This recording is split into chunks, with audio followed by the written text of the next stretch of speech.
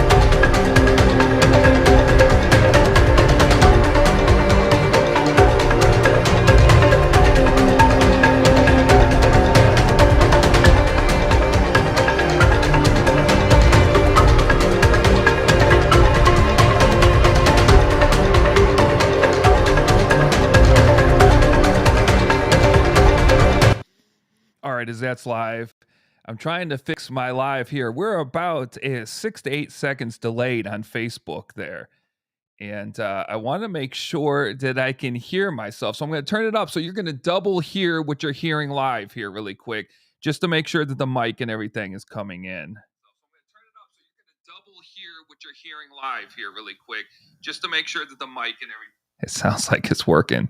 That's good news right there. That is good news. We'll run over to the chat really quick. What are we going to talk about on this episode? We're going to talk about my one-on-one consultations along with the tours that I give. What you get for a 30-minute one-on-one consultation. And I just talked to somebody at a bookstore today, and as I was checking out with all of this unbelievable Arizona history, all these books and magazines that we're going to talk about, she's like, wow, where did you find?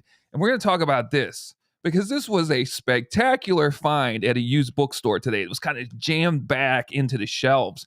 And it's called the Arizona Ghost Town /Sites Then and Now. And this thing is really cool. But this is why I got into the conversation with the young lady, probably in her early 20s, who checked me out.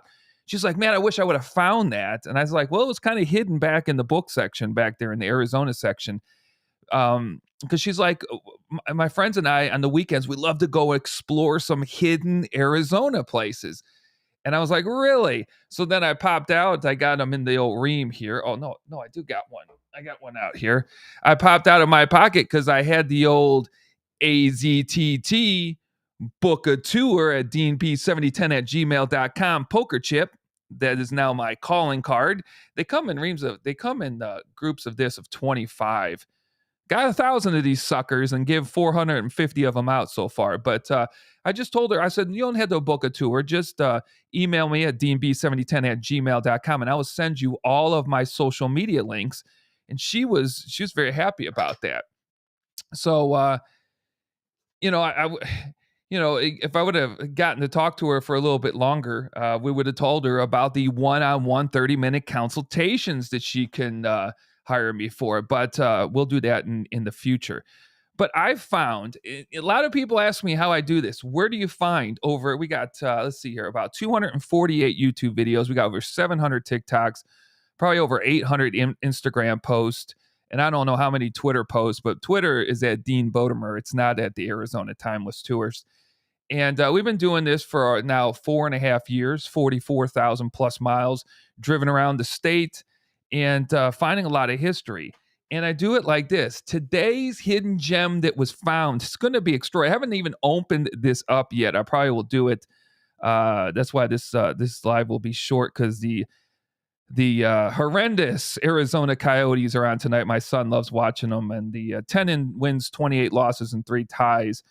Dead last, and no hope of seeing anything good this year from the Coyotes. We have to watch them every time they're on TV, and they come on at 7:00.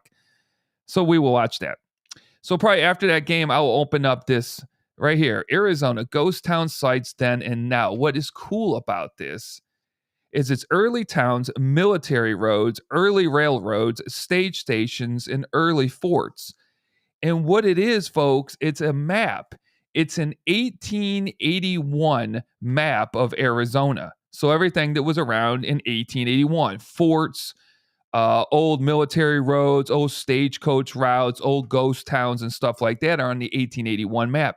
Then it has a nowadays a layover map to it.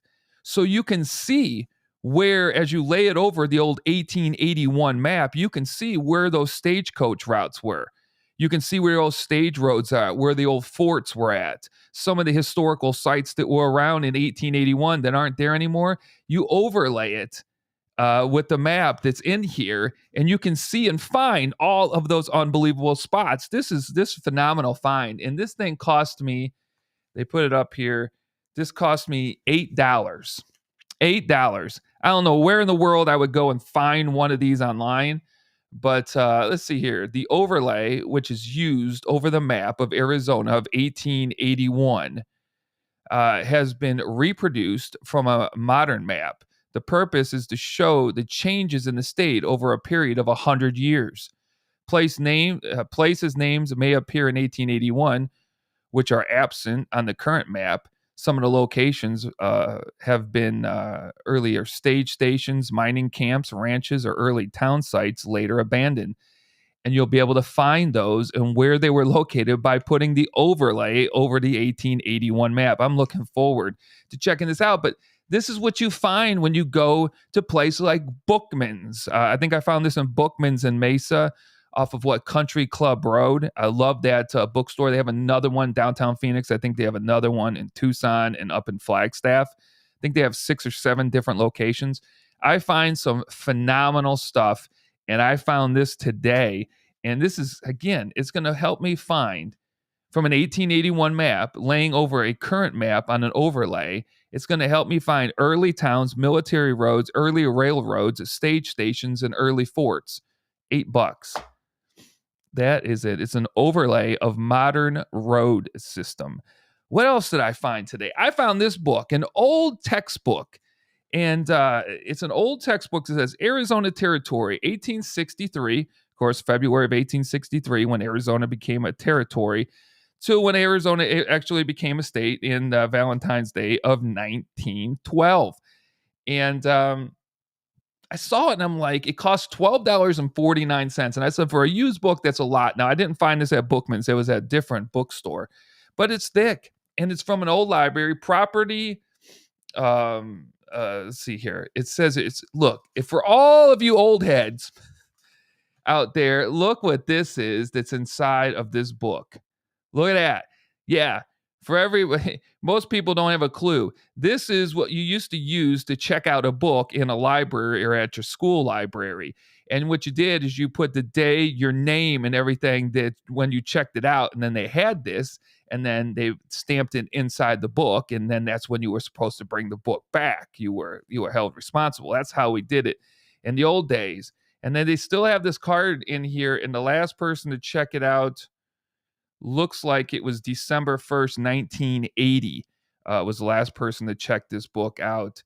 They have checkouts as October of 1979 in here, but that's pretty cool. And it used to belong, it was the media center at the Thunderbird High School at 1750 West Thunderbird, Phoenix, Arizona, 85023. That's where this book came from. And it is absolutely phenomenal. The copyright date to the book, what's the copyright date? Let's see here. Copyright's 1970.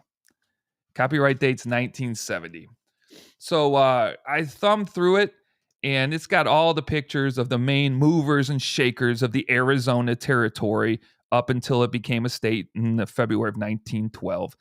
And a heavy duty book, like all the books that were bound and the pages that were made in the 1970s. So I'm looking forward to going through this. A lot of great history, boom, inside of this very heavy book that you could use as a dumbbell to build up the biceps because it's pretty heavy. So I bought that today. Now, that was the most expensive thing I bought, $12.49 today. So and then we got the overlap map for $8. And then I found a book here called Arizona Ghost Towns of Arizona. This book here, what did I pay for this book here? This book here was $8.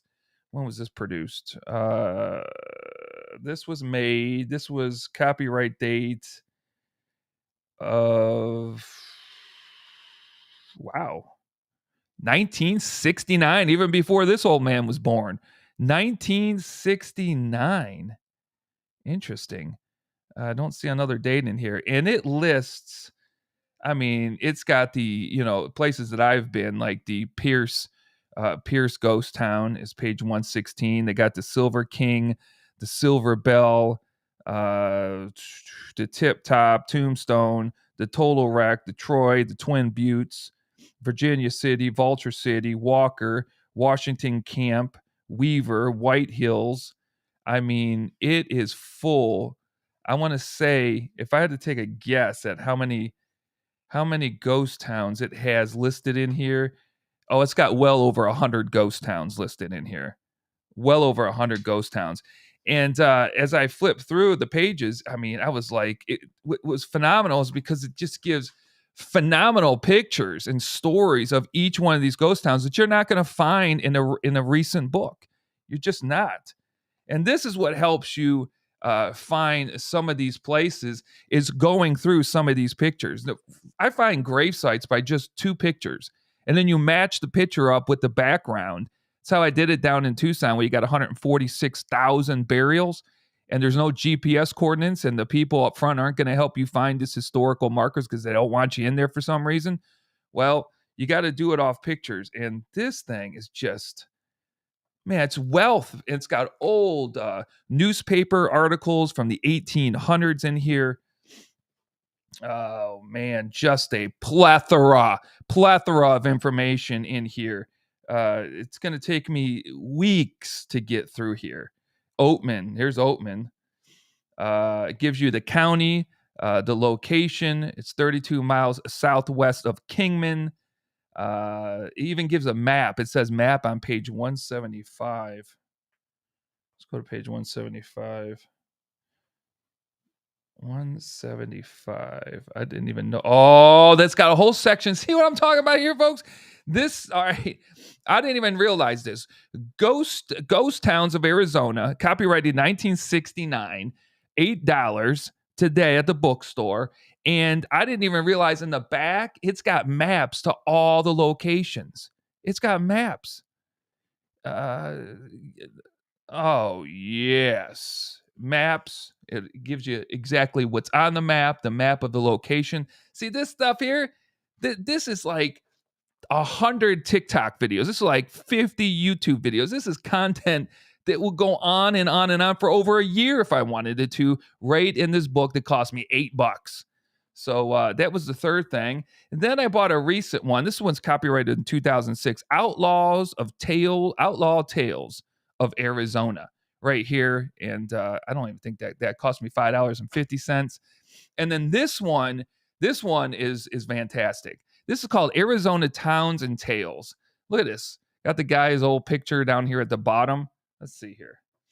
Sorry about the sniffles, folks. It's not, let's see here. Yeah, 1975. Dean was just born around, I'm a couple years old by 1975. This book is in great condition. Cost me $7.99. My last purchase. Oh, well, no, it wasn't my last purchase of the day. But I love this book. I've read 4 stories in this book, and one of them is on my favorite Western town in the state of Arizona. What is it? That is Florence, Arizona, established in 1866, which we'll just throw it out there right now. I do tours Monday through Sunday, 10 a.m. and 1 p.m. I do 2 tour times every day. If you get a hold of me at deanb7010@gmail.com, if we don't have somebody scheduled that day, or if we can add, if it's not more than 10 people, because it's really hard to talk to 10 people as you're walking down a town, either at 10 a.m. or 1 p.m. So you want to do it with less than 10 people, but you can come. We will talk with other people who signed up. Say it's a group of 3 and you have a group of 4. I could say, can we get 7 people in this tour here? Most people have no problems with that, but they have a great, this is written back in 1974, and it talks about Florence in 1974 and how they're trying to save the historical buildings that they wanted to knock down. And one of my very, very favorite buildings is listed in here, and that is the Pauline Cushman house that you have heard me talk about numerous times. It's one of my favorite stops on the trip. The famous female spy born Harriet Wood changed her name because she became an actress for so long in Louisiana, in New York, in Louisville, Kentucky, and other places, to Pauline Cushman, famous female spy, led an extraordinary life, died when nobody really knew what she actually did in life, in a pauper's burial. And then they exhumed her body and put it in a San Francisco military place that now says, Pauline, it doesn't say Pauline Cushman. It's Pauline, and the name is leaving me right now. Oh, Pauline Fryer, because she married Jeremiah Fryer, the sheriff of Pinal County in Florence back in the 1880s. It's unbelievable. I'm going to put this thing on mute for just a second. Take a drink of water. Hold on 1 second. Use the mute button or the cough button for once.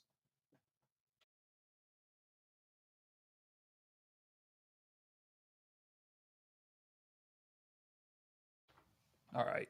And then head over here really quick to the chat. Oh, all my favorite people. All my favorite people. The sisters are on. We got Christine. We got Catherine. Let's see here. Wow, that is a great price for a map. It costs $10. Yeah, for a Metro map. That map, I'm excited. You ever get something where you buy it and you can't wait to get it home and to use it, but you're a little excited about it, so you want to hold off until you have the right amount of time to open it up and check it out? Well, that's what I want to do with that map. Want to wait till the hockey game's over with, wait till everybody's settled in for bed tonight, and get that thing on this big old table and start overlaying it and finding out where all of these historical places. I have a friend who has a map like that, and that map, now it's more integral and it's on the computer, but it's an overlay of all the ancient ruin sites that were throughout the state of Arizona. And we're talking hundreds of sites that most people have no clue exist. It's an overlay map. This is exactly what this is, but it's giving me, instead of ancient ruins, it's giving me stagecoach stops, stagecoach roads, old military roads, old ghost towns. It's going to be phenomenal. Old cemeteries. Man, I'm excited about it. Excited about it. Again, back to this book here. It talks about the great Papago escape. And something that I learned from this book, and I've not written anything else. Again, this was written back in 1974. When the Great Papago escape happened, it was 25 German POWs that escaped Camp Papago in the 23rd of December 1944. Now, within 30 days, they were all brought back. But it says that there were roughly 70 people who escaped, but a group of like 35 were caught like right off the bat. So they didn't want to sound the alarm that there were more people out there. So there were still 25 more POWs out there that we learned about today.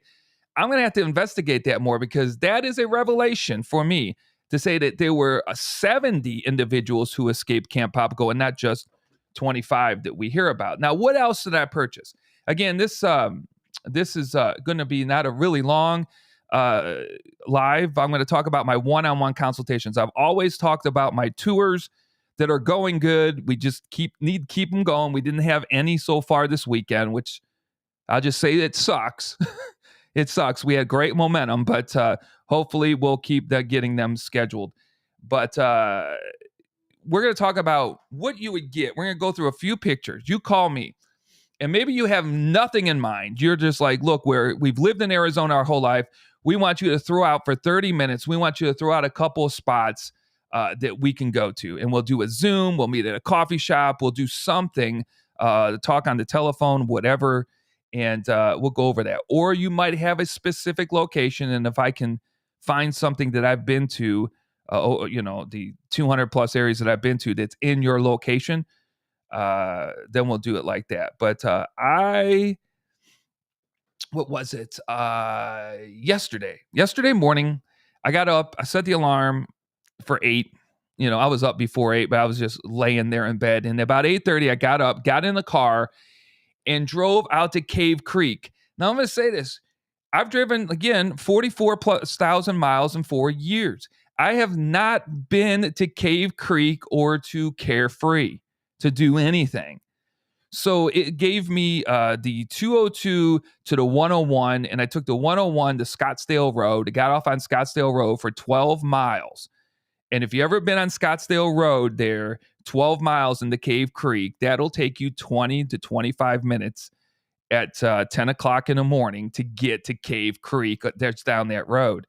It was roughly a 57-mile one-way journey. Now, why was I doing this? Because of this.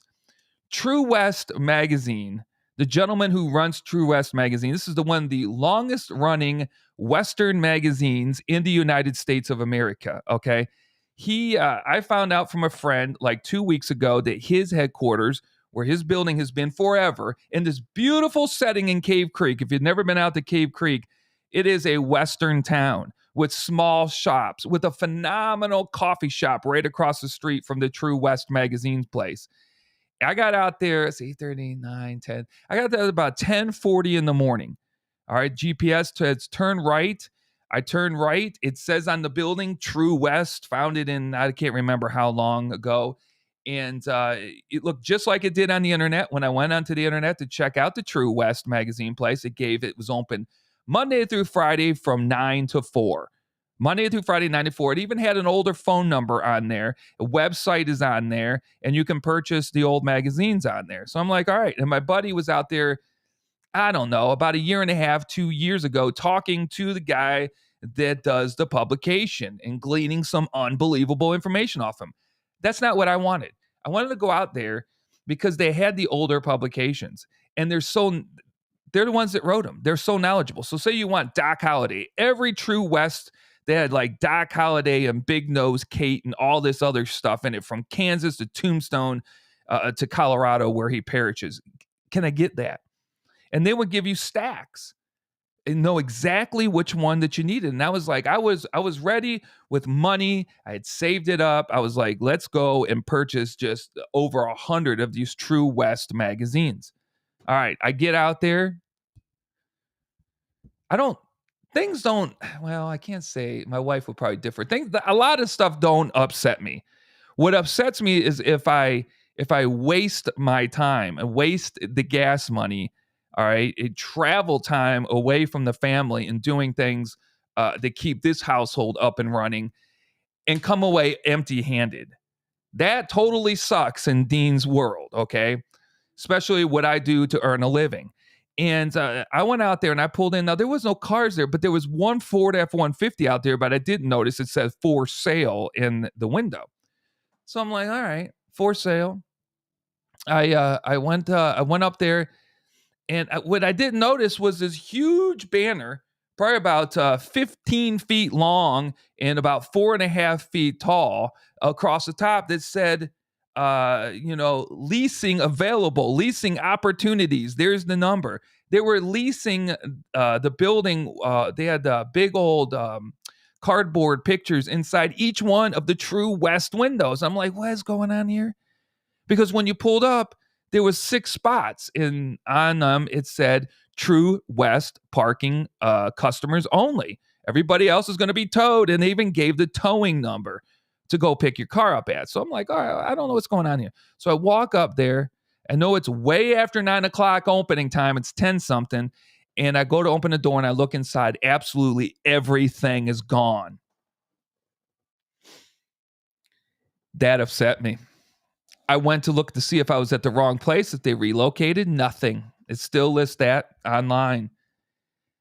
So I got back into the car and I drove and I looked up some other things in Cave Creek, and it's really a tourist town. A lot of old West shopping centers, which is pretty cool, like a stage stop center. But it's 10 o'clock in the morning. Nothing opens till 11:30.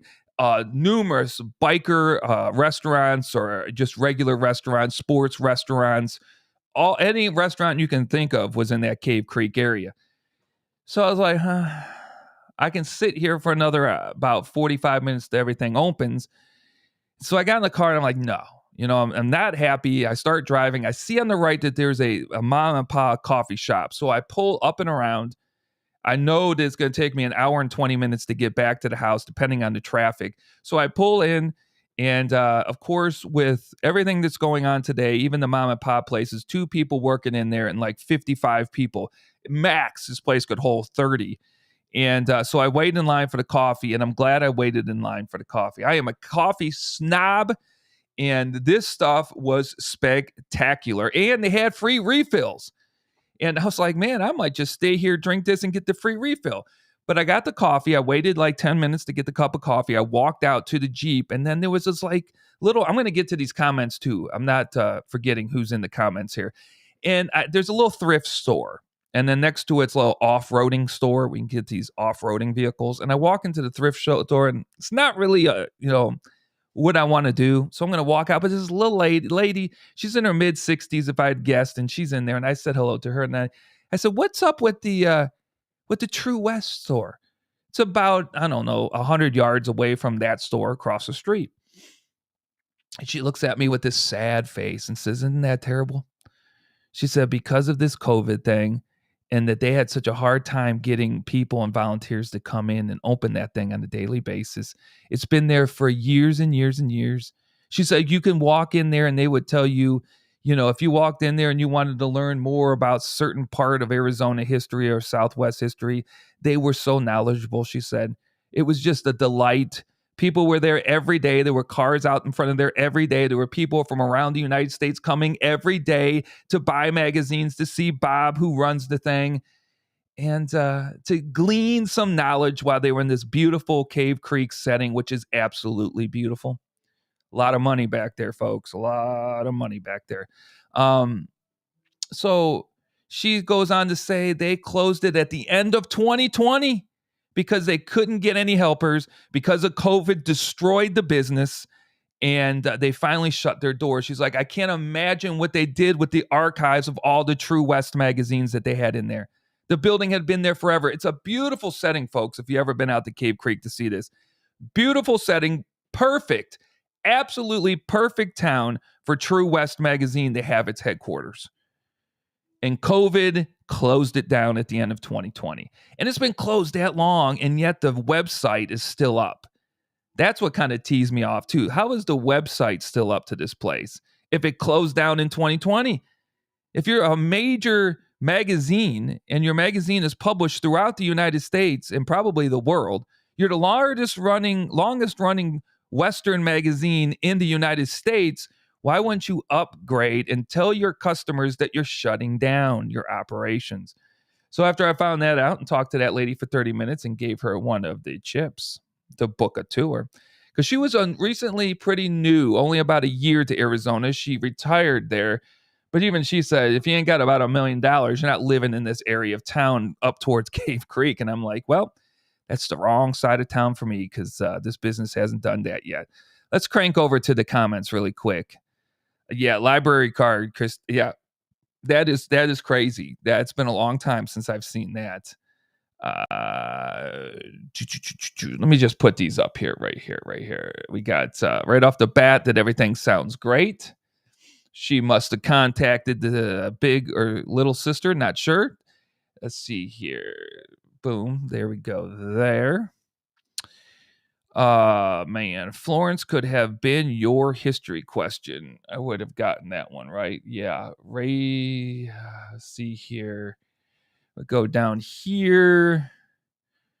Raising Arizona, the Fat Slob. I have not seen this individual on this channel ever, so welcome.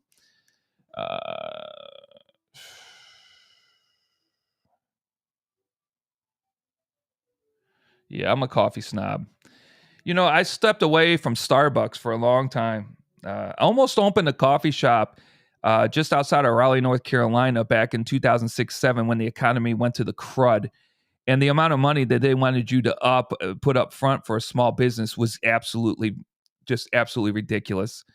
I'm like, if I had that kind of money, I wouldn't be coming here for a small business loan. So that fell through. Whether that was good or bad, I don't know. I would have never ended up in Arizona if we opened that coffee shop there. We were on the verge. The business plan was there. It was just the last financing and finding that building. But I love coffee. I love dealing with people in the morning with coffee. I've worked at coffee houses before, and yeah.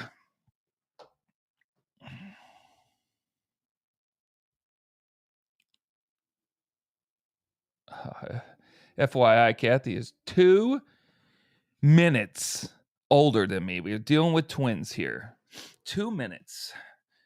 See, I can't tell because the other one just got a generic C, and we got a picture on Christine Stewart, but we have just a C on the other one. So,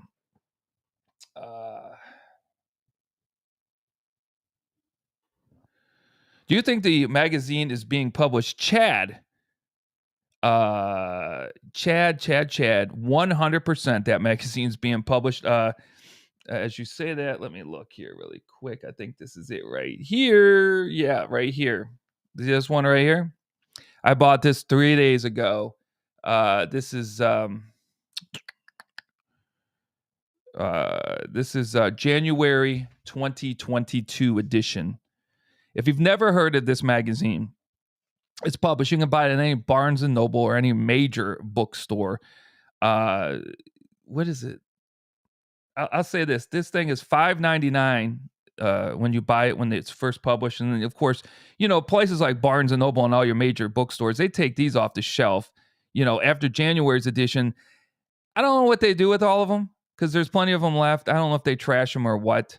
But you can't get backdated. You have to go to used bookstores and look, and that's what I do all the stinking time. I probably got over 100 issues of this magazine that I found in 2 bookstores. Every time I go, I get like between 5 and 15 issues. Sometimes they're doubles because I don't care what they have.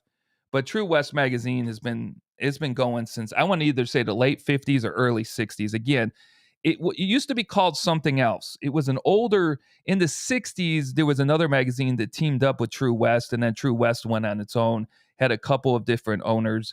Bob is now the owner, and I think he's in his mid-70s right now.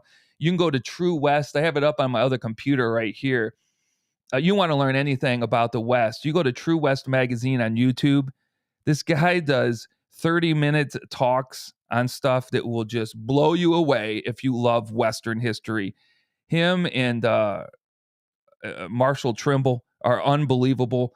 But True West, History of the American Frontier. If you go to True West Magazine on YouTube and subscribe, you're going to learn more than you ever thought you could learn. I watch every episode of that. I read all these magazines, and I learned some unbelievable things. I learned that Pearl Hart's name wasn't Pearl Hart.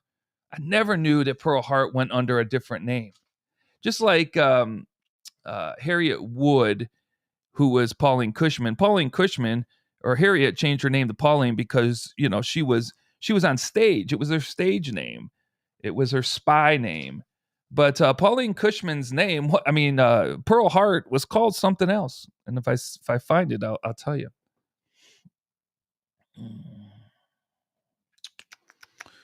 My favorite magazine, American Bungalow. I had the same really tough time due to COVID. Yeah. This is one that hits home because of COVID, the closing of this magazine. I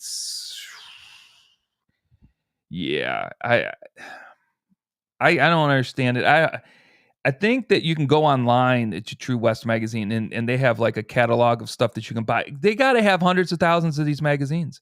When you watch his show, you'll see the room that he does this, the True West YouTube channel. He's got, thousands of books and magazines in the background. He's a historian, a Western historian. He has been for over 50 years. And the knowledge that this man has is truly unbelievable. One of the last ones he talks about is one of the things that gets me all the time, because I don't like to talk about Tombstone all the time, but you guys do, and people who watch TikTok do, and YouTube and Instagram. They love Tombstone. He was on the set of both Wyatt Earp and Tombstone. And he talks about how when the first one that was put out there, I believe in 92, was going to be with Kevin Costner, and it was called Wyatt Earp, right? Well, as they were filming that, guess what? The next one started. Tombstone started filming. So they were butting heads against each other. And Kevin Costner went out and took, where you get all the old Western attire and stuff like that for the movies. He bought it all so that when they were filming Tombstone, that they wouldn't have any costumes. So Tombstone, the set of Tombstone, had to go overseas to get their costumes. And that's why he believes that when you watch the costumes that are in both Wyatt Earp with Kevin Costner and Kurt Russell's Tombstone, that Tombstone has the better, more historic looking costumes because they got them from England. They had to get them shipped in, and they were more of what was worn out in the Wild West. He talks about that whole thing. He was on both sets. Okay. And he saw both shootings out there. He saw Kurt Russell. He saw Kevin Costner. He saw both scripts. And he tells you what script he believes is better. He tells you what movie he believes is more authentic. It is a really great one. And I don't want to blow it. I could do a whole live on Tombstone versus Wyatt Earp in the 1990s. And what's crazy about that, if you think about it for a minute, is that, like he says, this historian of over 50 years, Tombstone and Wyatt Earp died out in the 70s and in the 80s. For 20 years, it was gone. You didn't have new movies. You had them in the 50s and 60s. You had 50s, early 60s. You had John Wayne and them doing Wyatt Earp and some older Westerns on Wyatt Earp. Wyatt Earp burns out.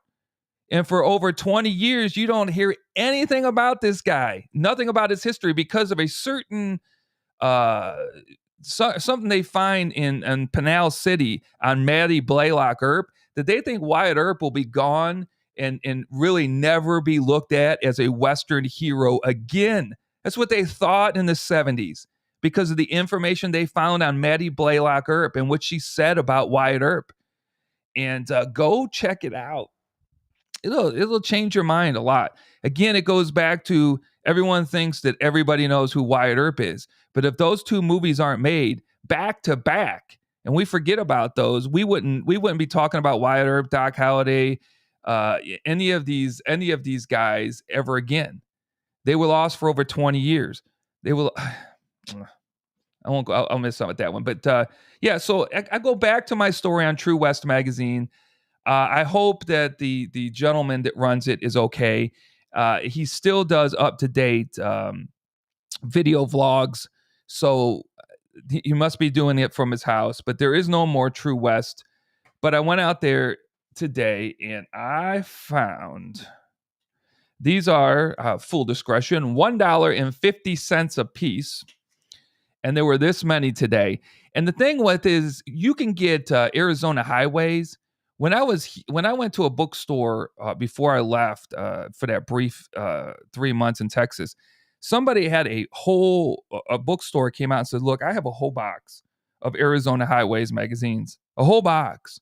So they were roughly, if I had to guess, they were probably anywhere from 120 to 150. It was the box. Someone had to help me carry it to the car.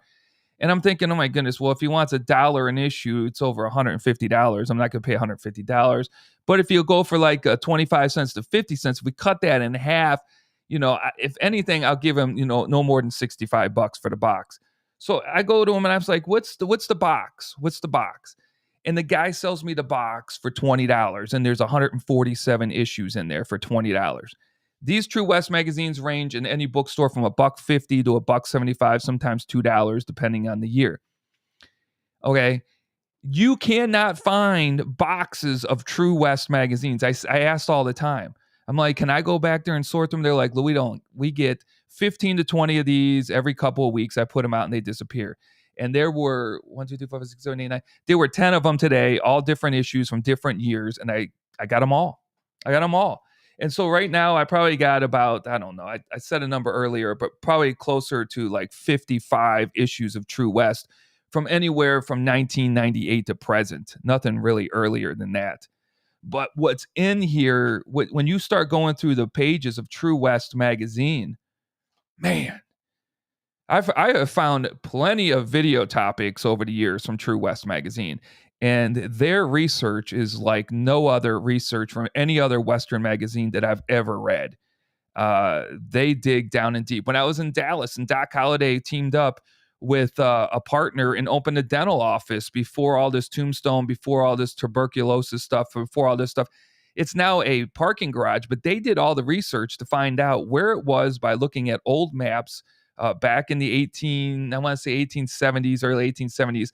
And now it's a parking garage, but I walked right to it. It's about 100 yards from where JFK was assassinated in Dallas. And I found it by reading a True West magazine article. So,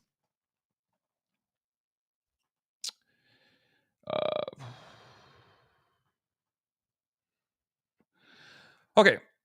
So I put out something I normally don't do on TikTok, and I put out a 1 minute and 55 second TikTok video. Now, if you have over 100,000 followers on TikTok, I believe that they'll authorize you up to 3 minutes. It's stupid, in my personal opinion, to do a 3-minute video on TikTok. It was stupid to do what I did, so I call myself stupid. Most TikToks I do, and I tell anybody that wants a consultation on social media, and I tell them about TikTok, it's 25 seconds should probably be your max. And people will get upset with you and say, can't you use the 60 seconds TikTok authorizes you? No. That's because one of the 1,000 people that are watching your thing thinks that they want more information from you. You're giving just enough information for them to go out there and do their own research in 25 seconds. And you'll get a quick 10,000 views instead of doing a 60-second one where you'll get maybe 400 views. So you want to keep it under 25 seconds, but I didn't have anything to put out the other day, and I put out this one that I'm going to share with you in a minute. Then we're going to go on a one-on-one consultations because, oh, man, and I don't even know if I'm going to get to them tonight because it's already 7 o'clock. That means the hockey game is on, and I've been babbling on for over, 43 minutes. Shoot. Let's find this, man, that's bad on me. Let's find this TikTok that I put up there because I found it extremely interesting. Let's see here. Where can I find it? Man, I can't believe I've been on this thing for over 45 minutes. Let's see here.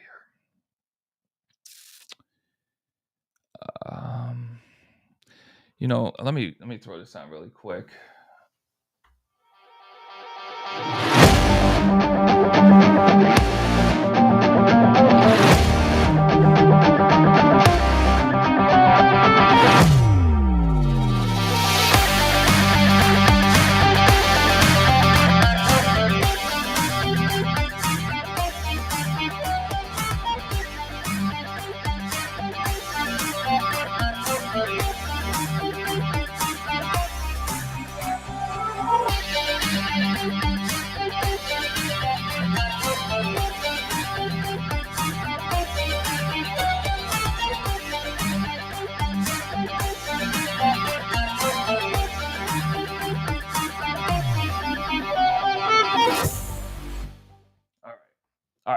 Let me throw this TikTok up here. 1 minute and 55 seconds. This is one of my longest TikToks in history. It's sitting on the verge of 10,000 views in less than 24 hours, so that's okay. That means that people loved the history so much as I did to produce a 1 minute and 55 seconds. I know that TikTok, like, we have them go between 10 and 100,000 within the first 2 to 3 days, and it's beautiful. And I knew that this one's going to take about a day or two to get to 10,000 views, and then it'll take off and get to 20,000 views by the end of the week. But I thought this was great. This is me going to a pioneer cemetery, going to individual ones, and then picking up something like and it was a True West magazine. And three of the individuals that I found that had these extraordinary stories, their lives intertwined, unbelievable. And I said, I gotta put them in a TikTok. So this is it. Let me shut down the echo real quick. See if you can hang for 155, folks.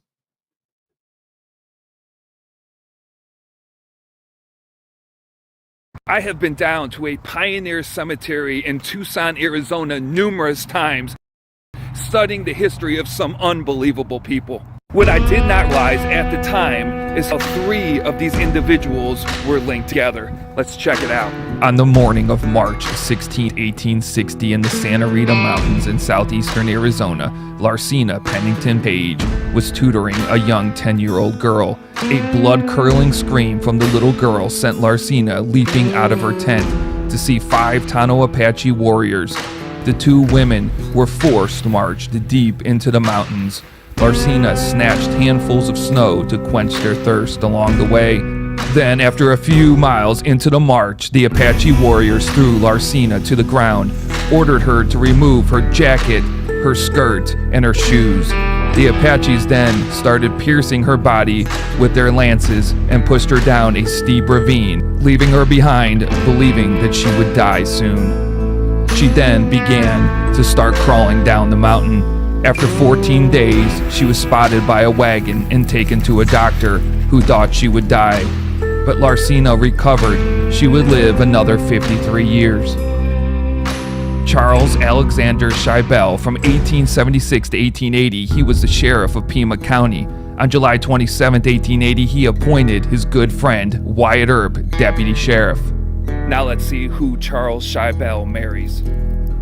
Charles Scheibel married Mercedes Salins in 1868.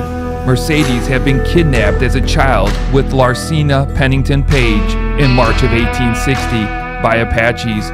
She was later traded for Apache prisoners. She died in 1876 at the age of 26. Come on. I was like, look, I had a book somewhere, it's downstairs, on unbelievable pioneer women of Arizona. Well, I did a video that got 60,000 views on Larsina Pennington Page. And if I was a view hogger and wanted more views on what we got 160,000 followers on TikTok in a year and a half, if I wanted more, I would have just reposted that because it was 3 months ago and we got an easy another 70, 80,000 views.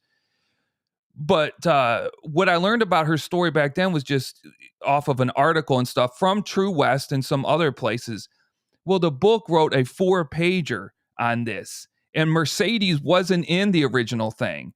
And Mercedes was a 10-year-old girl. Larsina Pennington Page was in her early 20s. She was teaching Mercedes English while her husband and the father of Mercedes was out chopping down pine trees in southern Arizona. So it's really an unbelievable story. They get, while they're away, 5 Tano Apache warriors come up and they kidnap them. And what happens is you don't have time to tell the story. Larsina Pennington Page had been sick for months and months up to that point. And they were up in the mountains and it was cold and it was February and it was snow on the ground. And when they kidnapped them, they made them walk, right? And Larsina, her body was shutting down. She couldn't keep up. And so she was grabbing snow and because they weren't stopping for the little 10-year-old girl or for Larsina. They didn't care if they were alive or whatever. And they were eating snow and stuff like that. And she was dropping things along the way just in case her husband was still alive to come and find them. So she was doing a lot for that little girl herself during an absolutely traumatic time back in February of 1860. Now, she is so run down after miles that they're like, what are we going to do? So they tell her, take off your skirt, take off your heavy coat, take off your shoes. So she does that, and she's standing there in the freezing cold in the mountains, and they start stabbing her. They stab her over 16 times, according to the article, and they throw her off a small little ravine into a ravine area. And she's not going to survive. She's going to get killed. She's laying in the snow. And then they put Mercedes on horseback and they ride back off. And this lady lives for 14 more days, and she takes the mud and she takes the snow and she puts it into all of the cuts that are just bleeding all over her back. And the mud and the snow after a night spending in it, how does she live? I don't know. It freezes over. So it freezes over all of those wounds. Now, she's lost a lot of blood. She's freezing cold. It even shows from her own story in the book that when she would wake up in the morning, she was so stiff because she was so cold. She had to wait for the sun to come up, peek through the trees that were where she was at, because there wasn't a lot of trees up there. I said pine trees. I'm wrong. It was some other sort of tree that they had up there. And she had to wait for the sun to thaw her out. And she struggled for 14 days until a guy rode by on a wagon, and he was going to pass her by. He thought this was some crazed, mad ghost something, because the way Larsina looked, her hair was all bloody and dirty. Her face was all dirty and caked in blood. Her body spattered. She had very little clothes on, no shoes, freezing to death after 14 days. They get her to a doctor. He's like, you're going to die. You're going to die. And she lives another 53 years. That story. And then to find out that Charles Scheibel, the guy who actually made Wyatt Earp a deputy sheriff for the first time in Tombstone, ends up marrying Mercedes, who's the 10-year-old girl at the time. And that poor girl dies at the age of 26 while Larcenia lives on. And they're all buried in, very close to each other, but far away. You would never bring that story together. And I was like, I got to bring that story together. Who cares about views? And if you love history, you're going to love the story. You're going to stick around for 1 minute and 55 seconds. And I'm going to go on there really quick and see where it's at. And that's the problem. That's where you struggle, because it's a two-edged sword.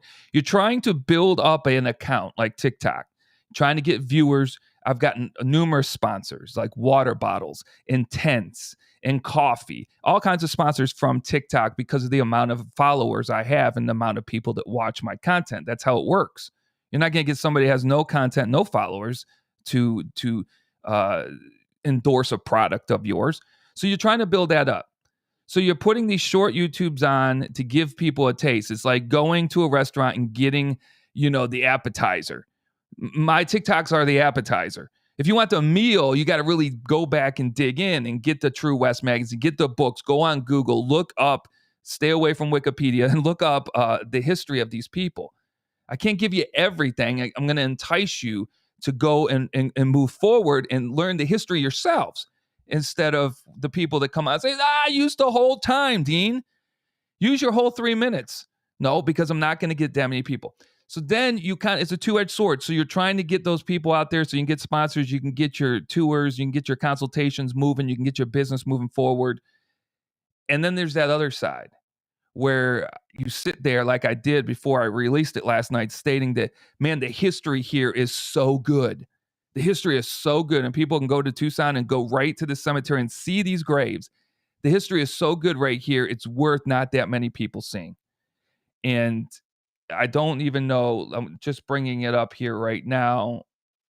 Yeah, we're still at 9,760, and we released it last night at 7 o'clock. So we're just over 24 hours.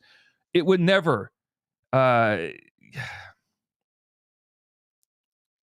got 145,000 under that, 85,000, 36,000, 266,000, 12,000, 38,000. But the story is so good, it had to be done. So I said, forget the viewers. Let's get into the story. So anyhow, I put that out there last night. When I figured that out in that story, I'm like, wait, I've been Larcenia Pennington Page. That story is unbelievable. And there's a lot of people out there say that's BS. That story isn't true. Oh, that story is true, folks. It's in numerous books. It's in her own account. It's true. Then to find out who the little girl was and did not know in the original story how old the little girl was, why she was with her. She was tutoring her and helping her to speak English. She just spoke Spanish. And why the husbands weren't there and the father wasn't there because they were out working that day. Just an amazing story that the sheriff of Pima County, he's a big time dude, now is Cochise County, marries that girl that was kidnapped.